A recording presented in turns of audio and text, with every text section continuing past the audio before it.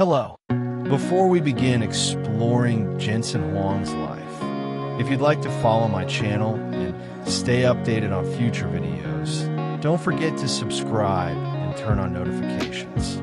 Jensen Huang, a Taiwanese-born immigrant, actually had a very tough start when he was sent to the United States at a young age, separated from his family.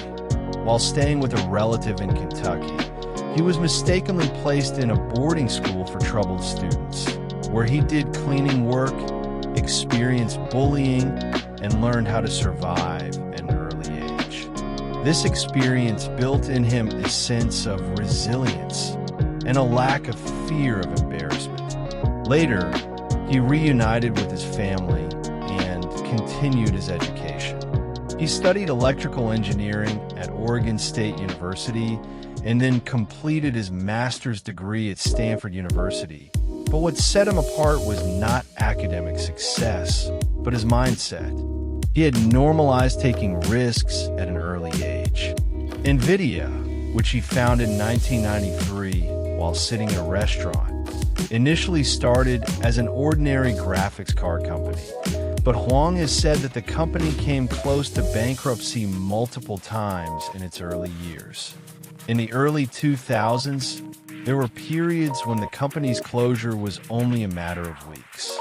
At this point, instead of cutting costs like most CEOs would, he made a radical decision, positioning the GPU not just for gaming graphics, but for general-purpose computing, and investing in the concrete form of this decision.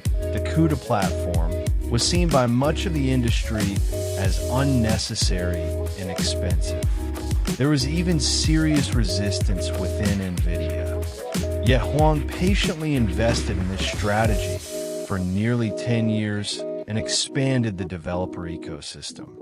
During this period, the company did not achieve major short-term gains and even faced significant risks multiple times. However, when the deep learning boom began in the mid-2010s, the parallel processing power of GPUs became indispensable, and Nvidia suddenly rose to a near-monopoly position as the provider of AI infrastructure. This is where Huang's true strength emerges. He didn't win because he was stronger than his competitors, but because he read the future earlier. While Intel and other giants were optimizing existing markets, he invested in a future that wasn't yet profitable. His leadership style is equally tough and detail-oriented. He speaks directly and without filters in meetings, does not punish mistakes, but does not tolerate slowness, and expects high performance from his employees. One of his least discussed traits is his tolerance for pain culture. He believes success comes not from comfort, but from uncertainty and stress. What has turned Nvidia into a trillion-dollar AI giant today is not just technology, but the mental model Huang developed early on, persistently and stubbornly investing long-term in an area that everyone else found meaningless makes his story far deeper than a classic success story.